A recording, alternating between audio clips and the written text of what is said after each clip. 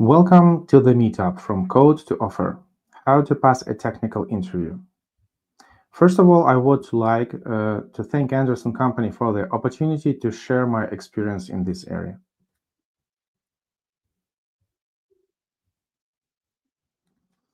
My name is Anton. I work as a principal iOS engineer with one of the company's clients. I have over 10 years of experience in commercial software development within the Apple ecosystem. But given the topic of this meetup, is also worth mentioning my 7 years of experience in B2B sales and my current role as a senior resource manager at Andersen company, as negotiations and interviews are an integral part of this background. And during my time with the company, I have conducted over 100 interviews, trained interviewers, and developed a competency matrix to standardize the interview process. But it's all about me, and more information about my LinkedIn profile you can see on the QR code, following the QR code on the right side of the slide. Okay, so now we're looking on the introduction, yeah? So it's basically our agenda for this meetup.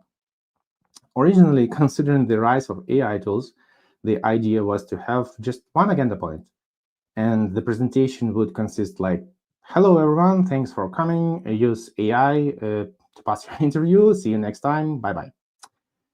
But however, interviews still require communication with a real person. So there are a few more points than just one.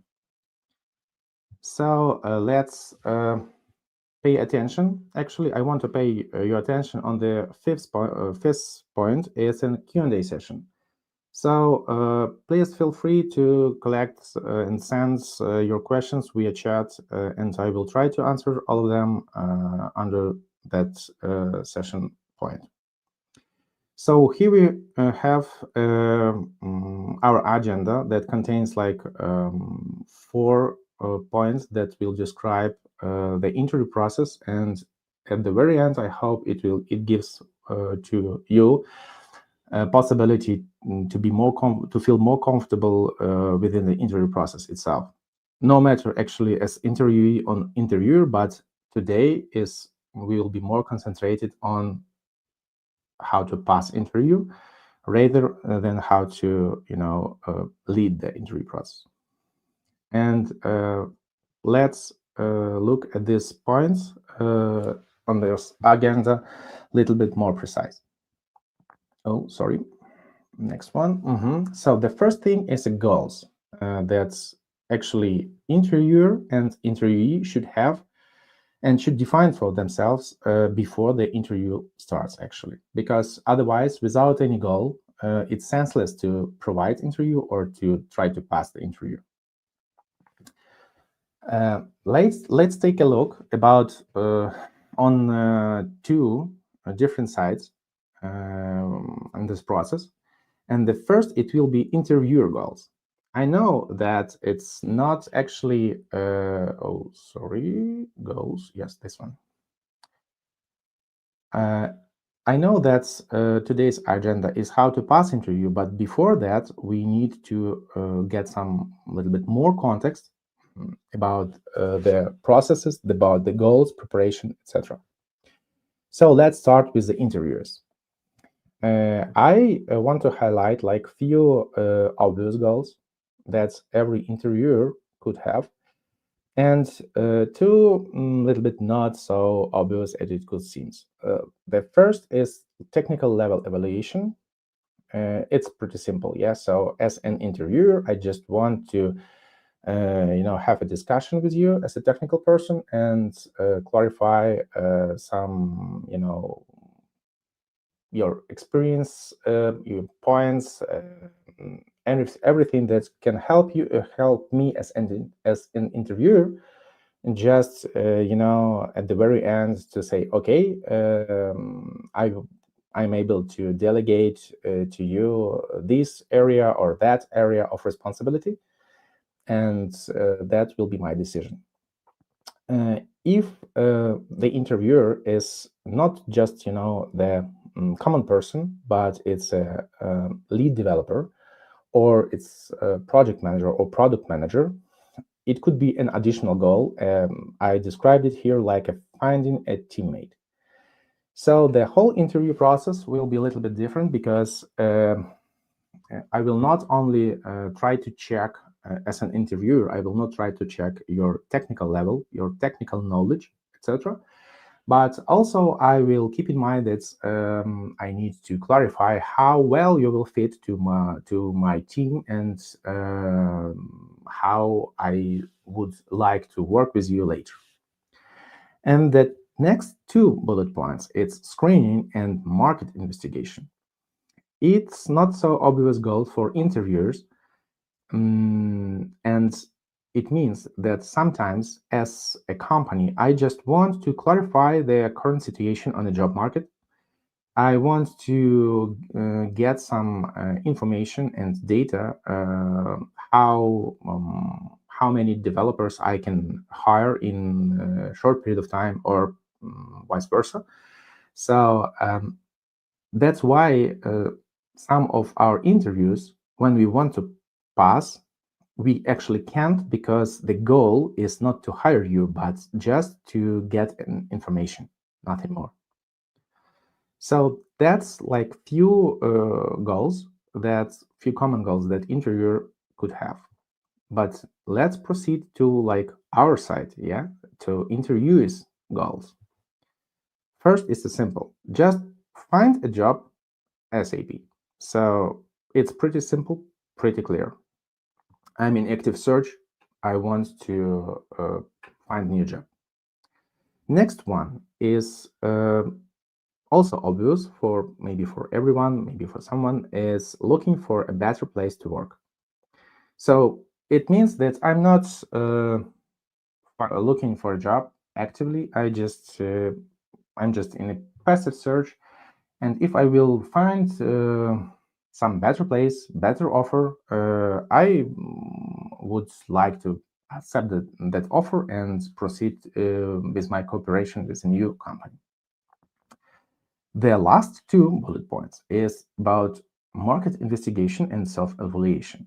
It means that sometimes I, as an interviewee, want just to challenge myself and esteem somehow, without some kind of outsourcing in this case,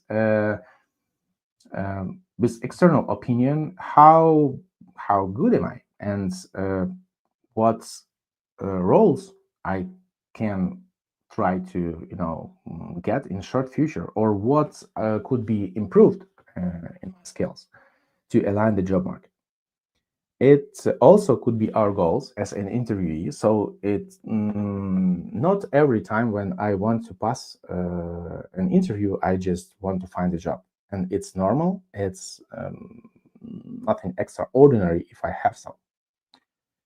The last thing is maybe a little bit strange, but I want to put this common triangle about good, fast, and cheap option to explain it shortly. It means, in this particular case, it means that you only have to choose two options of three, and the three of them is something that you can't usually achieve. That's why it's a unicorn here. For example, for interviewee, it means that if I want to change a job fast, and for example, I want to get a good salary level, it means that maybe the offer will contain not the best option that I want, but I will concentrate on fast offer and for a good salary level. If, for example, I'm a company and I want to hire some person as soon as possible, it means that I choose it fast. And for example, I want to hire a person with a low salary level. Probably it will be not a good experienced developer that will totally fit the requirements. So That's two actually examples, could be extended, of course, and but I believe you got my general idea. So it was the goals. Now we are slightly transitioning to the preparation option. What does it mean? I will describe in this slide. Okay, so the first of all, and I believe it's the most common, is the CV preparation. So if you're just starts your active search, or if your like resume wasn't be updated for a long time, so that's like the first part, and that's actually the most common part that we are thinking about when we're just starting to find a job. I can give like a very pretty advices. It will be common because it's all actually these slides is more about the context, and it's a precondition to the main part of this meetup, to the tips and some maybe hints how to increase your chance to pass interview and give a good impression and explain yourself from the best side. So the resume preparation is very straightforward, yeah. But one thing that I want to highlight is everything should concentrate the company on your key achievements, on your some specific key points, goals, and value that was able to bring on a current job. It's most important part, I believe, of whole CV, because it describes not what you want or how good you are, but what you already achieved, and it could be easily evaluated from the company and verified sometimes as well. Next thing is a company investigation. It means that I advise to a little bit work more, not just create the common CV, but to investigate the company that you should communicate with, and especially the domain area and the services that this company could provide. It will help you to be a little bit more prepared to actually process of interview itself, and gives you a possibility to fulfill one of the section that I will describe later from the next slide with your questions actually. Of course, feedbacks could be also important, but based on your goal, you can pay attention on the feedbacks or not. Maybe you just investigate in the market, so you actually don't want to accept any offer, just get information. Third part is to be prepared from a technical side, and technical side could contain two different parts: the theory and the practice. The best way, I believe, to be prepared is no matter how long you're working in a technology, or it doesn't matter how much books or any articles you already read, it's important to refresh your knowledge in a comfortable time period before the interview, just to be aligned with the trends, be aligned with the common questions and common topics, especially if you on your current project didn't work with some of them.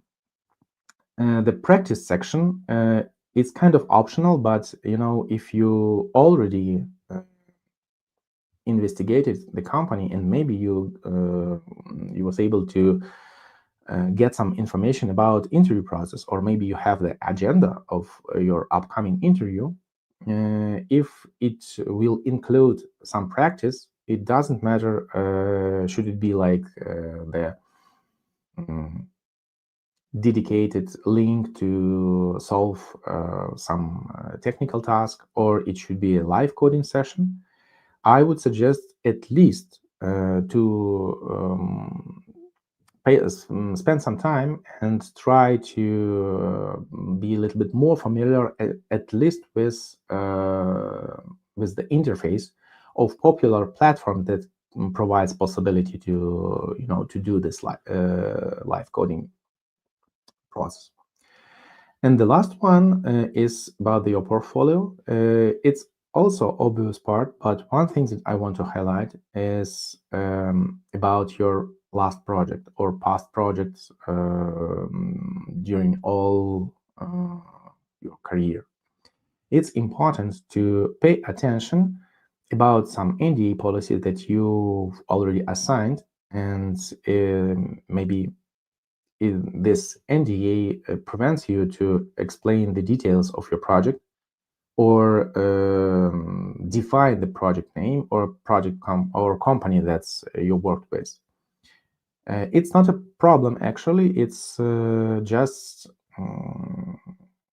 gives you a little bit more work in case you have to, erase specific information, personal information about the project or a company, but keep your achievements and keep your role and experience. That's important. Even if you if you don't have any experience, it could be because, for example, you're just starting your IT career. So it's important to give some, more information to a company to expedite your way of thinking and analyze your code, if it's some pet project or something else. But I strongly recommend not to, send the links where the company will get information about, a lot of tests, little tests that you already did for other companies, because everyone loves when you have like a personal relationship, but not some kind of conveyor. Yeah. And now we'll go forward. Okay, it was a preparation. So what's actually the technical interview process looks like? Here I tried to describe the common interview process. It doesn't matter what should be the job role, or it's even not related just to IT area. Yeah, it's a generic interview process. Let's discuss it like step by step. So the first point is a meeting setup. It's so important, and I include this in a diagram just because we oftenly do not pay attention on that part. What the meeting setup means. Actually, it's a process of communicating with the company just to schedule a comfortable day and time, define the agenda of your upcoming interview, to give you a little bit more information, and actually to create a situation that will be most comfortable for you as an interviewer. It's like your goal. The company goal could be different, but it's your goal as an interviewee. And you need to pay attention that it should be, the best option for you to keep a clear mind, to get rid of any noise around you, to be prepared with, with maybe some tools that you need, like sheet of paper and pencil or something else. But the most important is to have a good health condition. It's not a problem, and it's totally fine if you like feel bad in your interviews day, and you just inform the company that unfortunately you can't attend on that interview because of this health reason. It's important to explain in some details, not just with a few words, to explain company that you want to pass the interview. It's important for you, and you don't want to, to explain your experience and yourself under bad wealth condition, because it couldn't be not the best option for you. Sometimes as an interview, we are just trying to avoid that situation because we think that it creates some conflict with the company. But the transparent communication process is also shows you from your good side. So you take care about your time, about time of interviewer, and you try to reschedule something just to to show your bad side. Next thing is common small talk. But small talk, it's also like a necessary part just to create some small connection between interviewee and interviewer, to little bit feel more comfortable. And one thing that I want to highlight is about the way how we are talking with each other.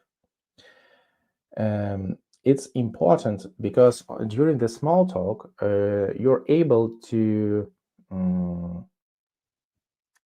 align to, for example, accent or tempo, or some maybe specific pronunciation that could help you in the next stage of the interview. Because our communication is a tool that's help us translate our what we are thinking to other person, and it's important to be able to transfer this information without any problem. So please try to not avoid the small talk, even if it bores you, but it helps both sides to little bit be more prepared for some kind of specific things in communication that could happen later. Next thing is a self-presentation part. Self-presentation part have some hidden senses, because commonly it will be a short presentation part from interviewer side, like, hello, my name is Anton, I'm working as a team lead in some company, blah blah blah, I have such experience, I'm here to do something, and I'm defining a goal, maybe not real goal but some goal, and what about you as an interviewee? And that's the magic begins, because during your self-presentation, it should be like prepared in advance, your self-presentation part, and it's a part that you have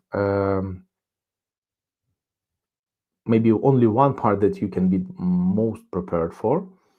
So things that you should I suggest to avoid on self-presentation, it should have some actually sense in your job role. It could contain some hobby, etc., but the main part of your self-presentation should be oriented actually to the topic of your upcoming discussion. So the next thing that you should follow is just try to explain your experience, or again your achievement from your past experience, with and keep in mind that next questions probably will be based on your self-presentation, on your experience. It will be so your self-presentation part will be typically followed by something like, okay, you just mentioned that you worked with this framework. Can you explain about some hidden, problems that I will face if we'll do blah, blah, blah, or something else? So I strongly recommend to use in the self-presentation part only, facts. Everything that you just said could be used against you. So you should be very careful and be able to continue your continue your discussion based on your self-presentation. It's a common practice for every interviewer, just because every interviewer have like impression that if you have your past experience and if you just prepare this part, it will be the most comfortable way to continue our technical discussion using your past experience, because I suppose that you as an interviewee actually work with such tools or in such teams or I don't care what else, but I as an interviewer will be used against you, but against you. So no, it's not with a bad connotation, but I will try to hook you with some facts, tricks, and try to figure out if it's real experience or not. So that's why the self-presentation is connected to a main discussion. So main discussion, it's kind of main, let's define it technical discussion, but I just use this, I try to avoid this part because, again, it's a common interview process. It could be non-technical.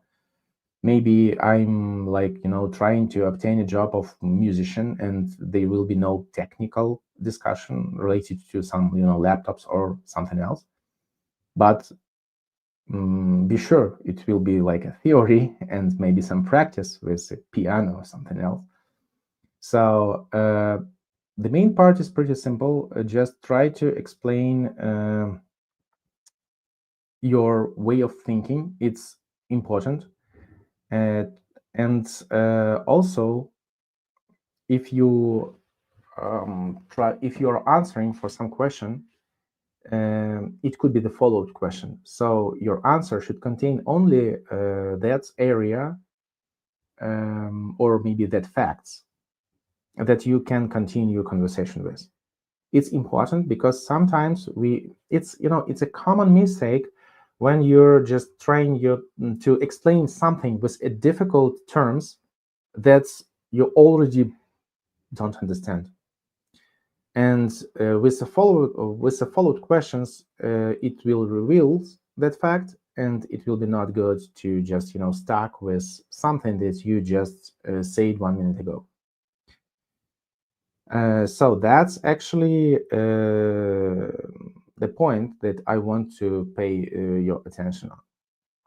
Additional discussion. It's kind of optional part. It could be based on the main discussion. It could contain some additional question if it's not clear. If sometimes you're just leading the interview, asking a person about one thing, other, but you have no clear, as an interviewer, you have no clear vision and no good picture about the person that's sitting against you. So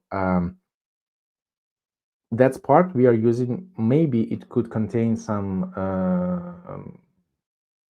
live coding section, maybe some additional exercises or something else. It could be something totally not connected to the main part, sometimes just to confuse you and look how you will solve some difficult and unexpected situation under the pressure. But it's optional, and it's the interviewer, just to save their time, would try to avoid that if it's not the the required part. And next thing is important is questions to interviewer, because to avoid situation when we are just sitting against each other and I'm bombarding interviewee with questions and questions and questions, it creates a bad mood. So that's why typically my questions, like as an interviewer, will be followed with a section just okay. If you have some question related to interview or something else, please ask me. Feel free to ask. And we sometimes, as an interviewee, today will be a lot of words as an interviewee and as an interviewer, actually, but as an interviewee, sometimes we are under stress and want to avoid this, want to finish our interview process as fast as possible, and that's actually part that we are able to, skip. That's why sometimes we skip it. I totally strongly recommend not to skip that part. First of all, when you're asking a questions, it could describe you a little bit in wider than just answering a technical question. Also, asking questions related to a company, you can build your question to describe your knowledge about the company. I mean, in example, if I have time to ask, I can say, okay, I just read an Andersen company website, and I figured out that Andersen worked with in like previous years had a partnership with AWS. Is it real or not, and how the process to obtain this certificate is built in your company? Please give me some information about this, because I'm curious. I always curious about cloud solutions, especially with AWS. So using such a structure, you're able just not to ask some maybe sometimes stupid question, but also describe that, oh, I'm not just sitting here, I'm not just trying to answer a question and finish this painful maybe or stressful process, but also I was prepared for the interview. I was curious about the company. I'm curious about something else, and it could create a new opportunity for you to discuss something, or to give to interviewer the not first but second impression. Of course, we can replace this our first impression, but it sometimes it could help and even save your interview at all. Next things, but it's commonly responsibility of interviewer, is the next steps. So when our interview just finished, interviewer commonly should define some next steps or action point that we will follow from both sides. It could be like, okay, all's clear. Thank you for your time. Thank you for attention. Let's proceed to the next steps. I will give my feedback as an interviewer to the recruitment department, and you can continue the discussion. I will do this like in 1 day, 1 hour, 1 week. It could be like different, but the next steps should be defined. Sometimes an interviewer wants to skip that part. In such case, I suggest to be brave and overtake the initiative and include this part from interviewee side. What do I mean? I mean that if you see that your interview just finishing, you can say, okay, it's fine, it's clear. Thank you for this, lovely hour or more. I'm not sure that the next process is clear for me. Please tell me what will be the next steps. What should I do, or what when I will receive the feedback, etc. Again, if you will, as I said, overtake this initiative, even if this part wasn't there, it will show you from a side that it's not just a common process for you, but you're interested in to proceed with that. You want to continue discussion, continue relationship, and your person that interested to build a long-term relations. It's a good side, and it should be highlighted. That's an example how you can highlight this. The next oval, it's the last actually oval, is a feedback. You can, of course, just right after the interview, like at the very last minute, you can ask the interviewer about some, fresh feedback. It's optional part, and sometimes interviewer just limited in this opportunity because actually feedback could be internal and not for public usage. But even in that case, you can ask for, not a full feedback, but just some kind of okay, I understand about the feedback. It will be internal, and I will receive it officially from the email. But maybe you can advise me something that could improve my skills or what I have to pay attention for. And this could be followed with a pretty nice advice from the interviewer side that will give you actually an information to grow in a technology actually. And also, basic on the reaction of interviewer, you could somehow predict the result of interview, because if all process was good, it could be somehow reflected on this, very last optional part. Okay, so that was the long explanation about common interview process, but now we should proceed to, I believe, the main part, tips. So how we want to achieve our goals as an interviewee. Here I define like eight tips, eight different tips to, to do this. I will try to describe a little bit more each of them. So first, and I believe the main, at least for me, it's the main, is to know your goal.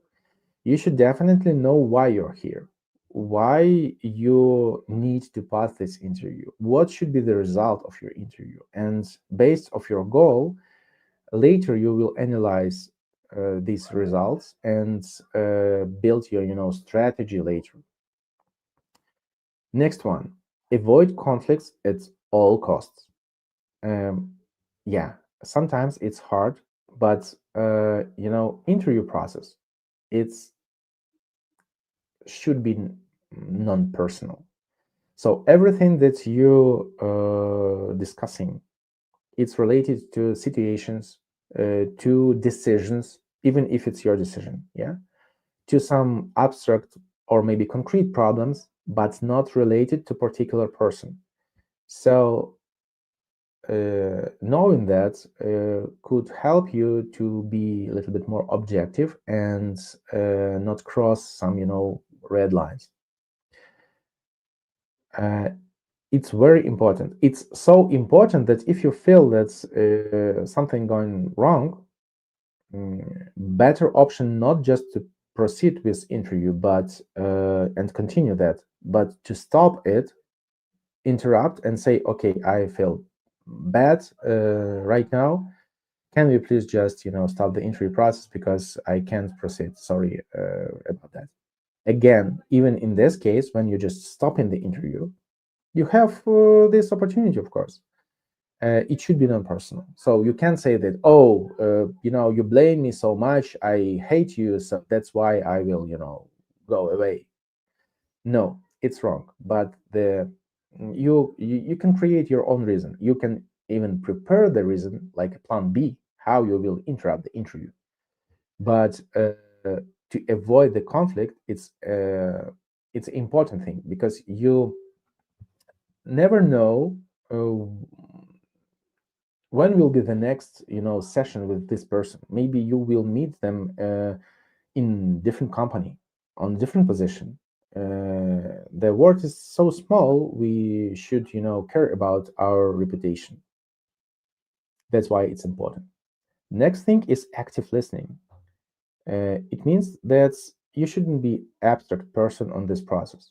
Yeah, you need to keep attention on the questions, on pose, tempo, or way how you're explaining your opinion. You have to continue discussion. You have to share actively your experience and actually be vocal. It's important thing because it somehow represents the similar situation, for example, on some technical session inside your development team. And again, everyone like when someone else listening to you, so it's kind of building a good communication and represent that you care about the process, you care about the interview. It's not something that bores you. Next thing is loud thinking. It's could be especially relevant for some some interviewees with not so big experience or deep knowledge of some specific area. Because even if you don't know the straight answer, it's important to show the way of thinking, how you want to solve that. Because everything that you don't have answer for, it's kind of it could be classified like task that I never did before. And especially in our area, we are oftenly facing this situation. So to show how you will solve that is also important to fulfill the maybe gaps in picture or impression that you're just giving for the interviewer. So my advice, if you don't know, you of course can say I don't know, but better to say I don't know the right simple answer, but based on my previous experience, if it's related to first, second, third, I could suppose that the answer probably will be first, second, third. So that's the pattern that I strongly recommend to use. Okay, so next one. I didn't work with that, but I don't know the direct. Oh, so that's actually the part of loud thinking. Sorry, maybe I just confused someone of you. Next thing is stress and time management. So it's interesting part because interview process, it's a live show that you are participant in it. So it means that you have no time actually to make a pause and sit and think about something, prepare something. Everything that you could use should be prepared in advance based on your previous experience, but it's really hard. But the harder is to think so fast, to have so fast brain actually, to lead the whole process and take the initiative in the whole interview, even if you're interviewee. I actually don't think that everyone can. I think that everyone can learn that, but I don't think that everyone need that. So the stress and time management in this particular case means that you could prepare some, scripts that could help you to make a pause. Not, for example, if you feel that you're getting nervous, or it's you need just one more second to think about something, you can use just simple workaround, just to drink a water a little. Of course, before that, you should care about to have this water. Sometimes, actually, in my previous sales experience, we just set up the alarm that looks like a ring, and when that alarm just happens during our sales conversation, you just taking the phone and say, oh, sorry, someone calling, but it's now we have a so important conversation. I just rescheduled the call. Give me a second, please. But this, like 2 seconds, give you a possibility to take a breath and rethink something, and maybe to find some proper answer. Of course, if you feel fast enough in your thinking. Next one, ask questions to the interviewer. It's somehow reflects to the previous slide. It's okay to ask questions to interviewer because it's a part of active listening. If it's a part of loud thinking, it could be a dedicated part of the interview, as I described before. But you, at least at the beginning, you are free to ask some questions. If it's not like, okay, what is the proper answer for this question, but some maybe side questions or by the way questions or something like this, until interviewer will say that, okay, let's keep all the questions to the last part. You're totally free to ask. And again, it represents you as a person that's are able to to freely communicate even under the stress. And actually, the 8th point is the next steps agreement. So it's again reflects to the previous slide, but it's actually a tip. So if you defining some action points especially for both sides, it means that you have at least one reason to communicate later with the person if this person even don't have don't want to communicate with you for maybe some reason. I maybe not properly defined like person, but it could be a company as well. Yeah. So if we define the next steps, like, okay, our interview just ends. I understand all. Thank you for your attention. Thank you for your time. When I can call the some recruitment department to get feedback, and you should like receive some answer, and it's a formal reason to follow this answer and to have a communication again and again. And if you will be able to to continue your relations with some action points, it will be always the reason to for like a new telephone call or a new letter or something else, or even meet some on-site meeting. If you want to to build, to create actually your reputation and want to invest a lot in your career in this area, it's important to keep this connection. And even if you don't need this connection right now, sometimes it will help you to solve something. Be sure.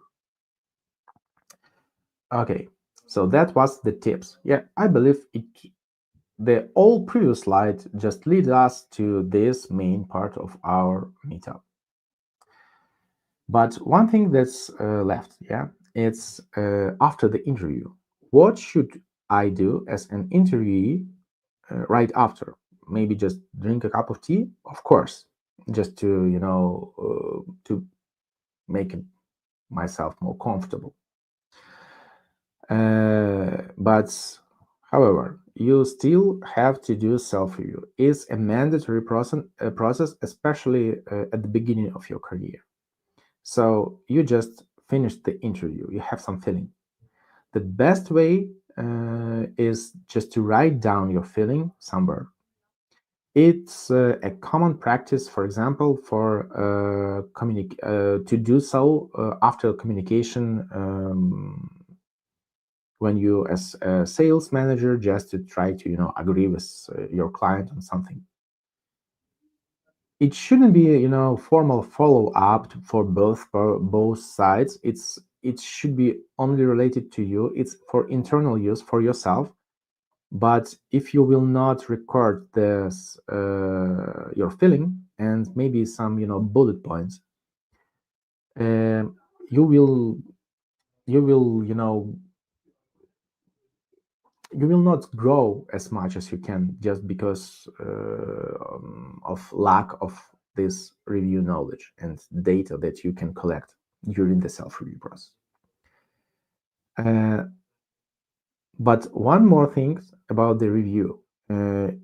Better, from my experience, better to do it twice, like right after the interview and maybe in a few days, because you will be surprised how different your opinion will be like in a few days after, when you will have like other things to do. It will be not so fresh opinion and fresh feeling, something that's happened just somewhere before.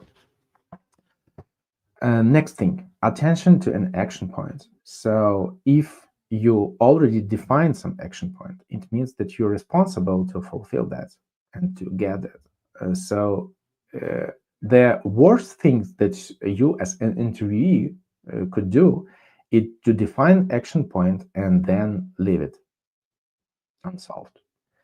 Maybe it's the worst part. So if you don't want to spend some time on these action points, never define it, never follow it, because it will create you some problem in communication with that company, because it represents you that you're not that person that could take some responsibility and solve tasks properly. And the last but not the least part is done means any result. So until you will get a feedback, or until you will fill all your action points, your interview process and your actually communication process with the company is not done. Even if you receive the bad, it would be not bad or good feedback, because bad or good will be related to your goal. For example, if you just try to pass an interview but nothing more, so you achieved your goal, it means the result is good, even if the process was bad, of course. So that's why it's all connected, all these things connected to each other, and you can't actually do proper self-review if you didn't define the goal. You can define for yourself, does your goals achieved if you didn't define the goal, or you can proceed with the next interview to be more prepared if you just didn't get the feedback, etc. So all these parts are connected, and the last one is also as important as everything else that I just said before. And actually now we're on the Q&A session, and I will try to manage all questions that I got via chat. Okay, so did anyone attend a programming trainee technical interview? I'm not sure how I should properly answer to that, but anyone? I mean, it's a question maybe to audience, but not to me, because typically I'm like leading the interview for trainees, or my colleague just leading this interview. Okay, the next one. Do you have memorable interview experience in a good or bad way, either as a candidate or an interviewer? Yes, basically, I can, give one maybe example, no, two examples. One, when I was an interviewee, and actually it was a very long and very difficult interview, because the style of that interview was built on a little bit, sarcasm. I mean, it starts like with some very basic things like, okay, Andersen, have you ever tried like to use Xcode? Because I'm an iOS developer, yeah, and it's a common tool to develop. Oh, and you're saying, of course, yes. And then after that, it was like a follow-up question with some little bit deeper understanding of that, and followed question with more deep understanding of that, and again and again. And actually, it was all chained such way. So after 1.5 hours, I was, very careful about answering that. Of course, I know how, string type is working, or of course, I know what the difference between, class and structure, or something else related with of course, because the follow-up questions was sometimes very hard and needs to, I had I have a lot of tries from a different perspective just to build a proper answer. Surprisingly, after the interview, it was a very good impression from my side. Even it was hard, but it was fun. And surprisingly for the interviewer, I got feedback. Also with some sarcasm, because I asked, how well am I? And the interviewer answered that, typically my interview just finished in 40 minutes, but we spent like more than 2 hours. Maybe it's have some sense. That's it. It was nice actually. And the one thing that I actually lead, while I was an interviewer. And I have like I had very nice conversation, long but nice conversation about different aspects of technology, as well as problem solving skills related to team lead role responsibilities.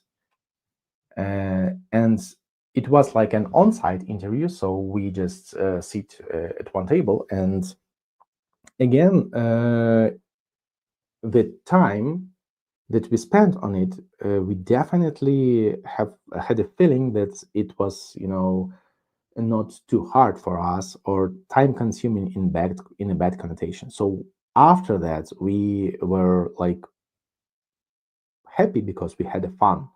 We figured out that we faced with the same problems. We solved it somehow. We shared experience to each other. It was not like, one-way session actually. So the two sides conversation, it's always fun, and that's actually the typical reason to say that okay, it's a fine interview session. Okay, the next question. The interviewer give also questions based on our self-presentation? No. Interviewer commonly you will use your self-presentation, because as an interviewer, I'm like in a stronger position. I'm leading the interview. I have the initiative. I can drive this process in the way that I want, like at least at the beginning. So that's why I want to somehow create a little bit more comfortable environment and context for you as an interviewee. So that's why I will use your past experience. But of course, under the hood, if I will ask some situational question, for example, like not related to technical, it will be like additional part, or for a specific job role like lead or manager role or something like that. Of course, I will explain something based on my past experience, but the question will be always should be always related to your past experience, because we could have totally different experience, and it makes no sense just to argue something with based on something that you're not familiar with. Okay, the next one. For what matter the tech interview Recording is provided and is obligatory. When I received a video link after the tech interview, I never watched it fully as it was cringe. Okay. So the recording. If you are able to quickly make this review process that I described on the previous slides, you don't need any link or something else. But be sure, and actually we did this exercises on some sales training session, not related to actually any technology or a IT area, but sales trainings little bit more concentrated on conversation and on some specific aspects. And we did very interesting exercise. So like we make it an interview, then both sides just record some notes, like how it feels, what it was about, what was your goals, did you achieve the goals, or something like that. And then all audience just listen again the recording, and sometimes it's totally different from your feeling. Or it could be main opposite. So and after a few of such exercises, you will be so surprised, and later you will not be sure that you're really think in the right way right after the actually every conversation or interview in our case. And actually that's the reason why I suggest to make fresh notes, and then like after some time to review it again. It's good when you have the link, of course, because it's like reality facts that you can't somehow influence on. Hello, Anton. What competencies must trainee iOS developer know? Oh, it's a very nice question. Thank you for that. I had a discussion with few years ago with my colleague. He also a mentor, so it was like a common conversation about between two mentors about how what competency should mentee has. So curiosity and logical thinking. So that's two main parts, and both of them not connected to knowledge in actual technology. But again, it doesn't mean that you shouldn't know anything else, because without curiosity and without logical thinking, it will be very hard to train these skills, and because it's mandatory for growing up. Without that, so with these skills, you're able to learn anything else. Without that, you will stuck at some level because of lack of curiosity. So you like, I know these rules, and I don't care why they defined in that way. So that will be your pike that you can't cross, exceed, basically. So that's two things that I suggest to have actually. As an experienced iOS developer, what do you expect from a beginner iOS dev? What you should focus on as a beginner? Nice question, thank you. I worked as a mentor or as a lead developer. Of course, I worked with different developers with different expertise. So the important thing that I strongly recommend to every beginner is to prepare right proper question to have a good answer. So what do I mean? I mean that it shouldn't be something that you are able to Google in 5 minutes, because it means that my time for you is means nothing. Yeah, because if you're can't Google something with like 5 minutes, within 5 minutes. It's but you're asking me, it's represents you not from a good side. Next thing related to actually good question. A good question contains already tried solution. I mean, I'm stuck with this, button color. I tried this solution, that solution. Stack Overflow said me this solution. Also, I asked ChatGPT and received some, stupid answer. Please, maybe you have some other advice as a more experienced developer how to solve this part. So that will be the right question. But the wrong question is, I have the button, I don't know why it's not working.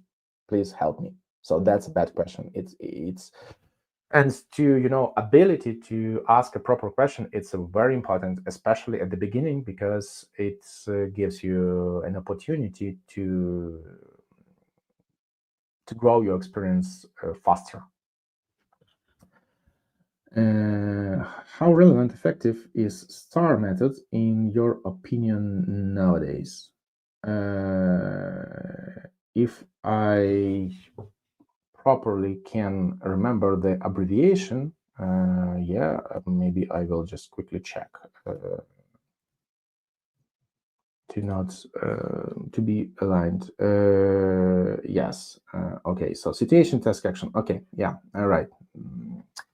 The STAR methods could be effective if you want to summarize some your goal achievement in with a short description. Yeah, so it was that, I did that, and it was a good result, or it was a bad result, but I did some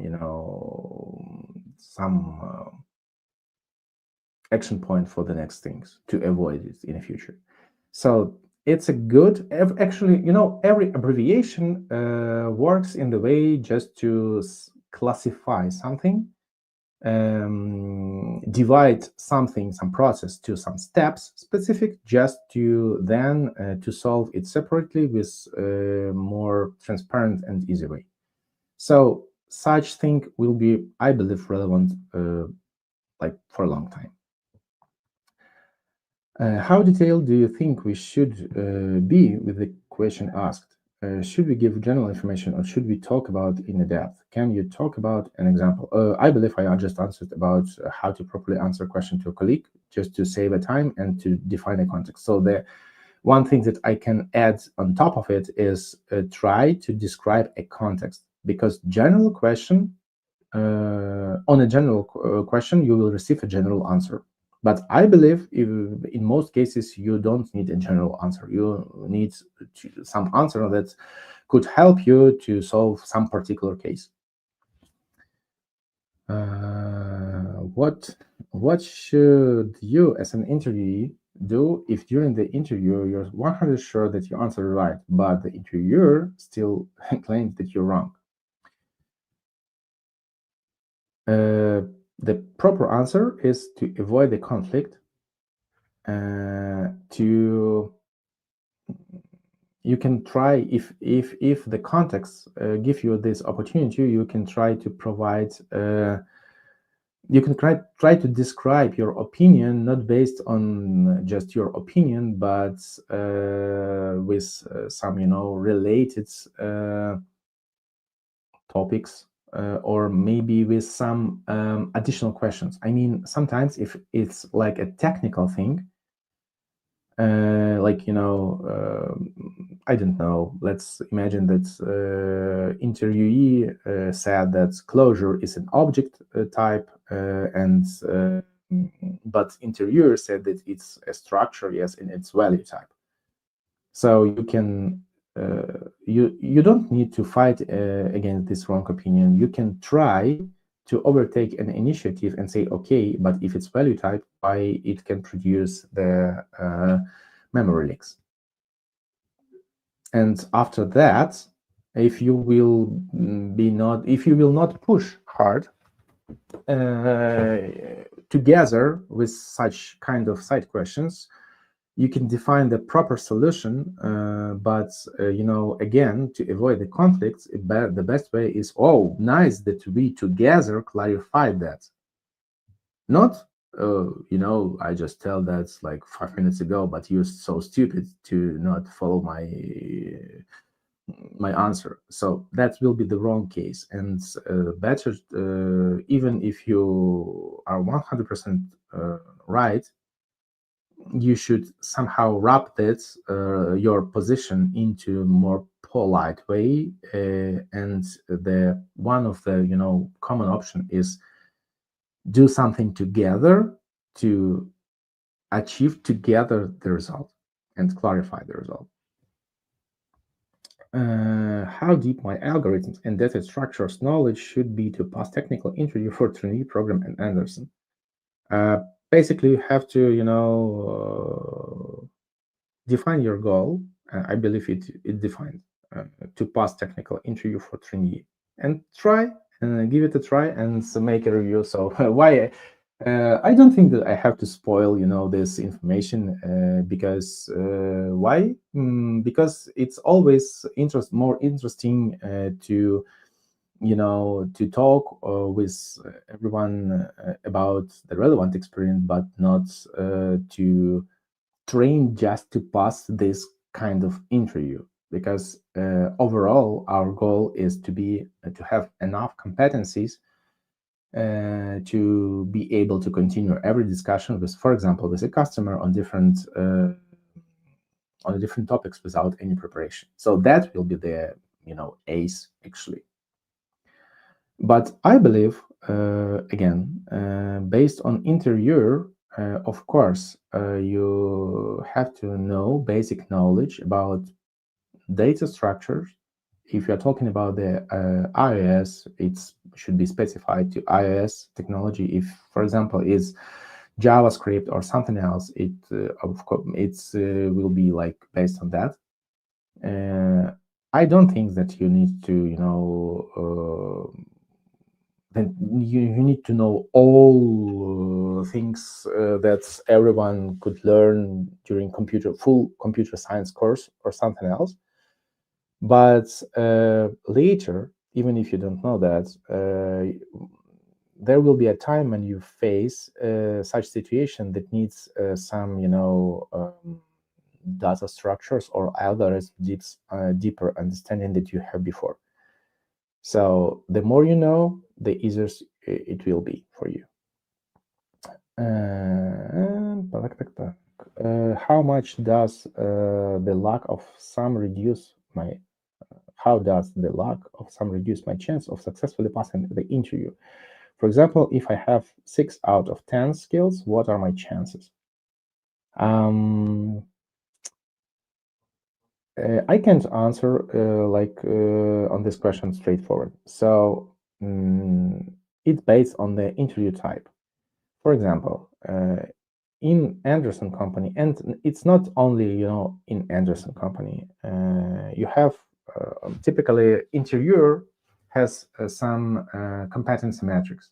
So it's some kind of set of skills and with a definition of how deep you should learn or specific topics, or how proficient in specific skills you should be to define you as some level developer or some kind of trainee or something else. So it's kind of expectation, or it's not roadmap, but maybe competent. It's actually competency metrics. And based on that competency metrics, for example, if you have 6 out of 10, but the rest 4 was most important, I believe it will reduce chances more than vice versa. Is there a way to sign up for a traineeship at Andersen if I'm based in London? Is there a remote option with the possibility to visit one of Andersen offices? Okay, we just park this question to like next slide. Could you think of some tricky questions to check soft skills? Tricky questions. Okay, so tricky questions in my experience. It's a situational questions. What do I mean? Situational questions describe some situation, and you just ask your interviewee to solve that situation, but there will be no right answer. So it's about how, based on your experience and your skills, you will solve that. Because it will be no proper answer. So it could be some expectation. So as you know, as a polite person, I expect that during some conflict you will not punch me in the head. Yeah. So like it's my expectation, but it definitely such questions have no 100% right answer. And situational questions that, for example, I'm using, I following this with some other questions that could, bring some additional limitation or precondition or context. And sometimes the chain of these questions could drive you to, very specific bad situation that's increase your level of stress, and that's maybe that will be the trickiest part, because situational questions that I'm asking, the goal is to listen to your behavior actually, yeah, and to your reaction, more than to some specific facts that I can quickly check via Wikipedia or some other open source. Okay, so now we will proceed to the maybe one of the most important slide here, because this meetup was with cooperation with Andersen trainee program. So when I just tried to prepare for this meetup, I could say that okay, now we have an advertisement portion, and unfortunately you can't press skip because it's only applicable for premium accounts. So that will be a short but very informative explanation about Andersen trainee program that we have. So make IT happen with Andersen trainees. Basically, this is not just a slogan. We really help you to get practical experience, develop your skills, work on training project, and get support from experienced mentors. Actually, I worked as a mentor in a traineeship program, and it was a fun. If you finish the traineeship well, you may get a job offer. The main traineeship areas are development and programming, for example, Java, JavaScript, PHP, Go, etc. Design and creativity. It could be UX, UI design, graphic design, testing and analytics, such as quality assurance, system analysis, business analysis. Of course, management and coordination, such as general management or product management.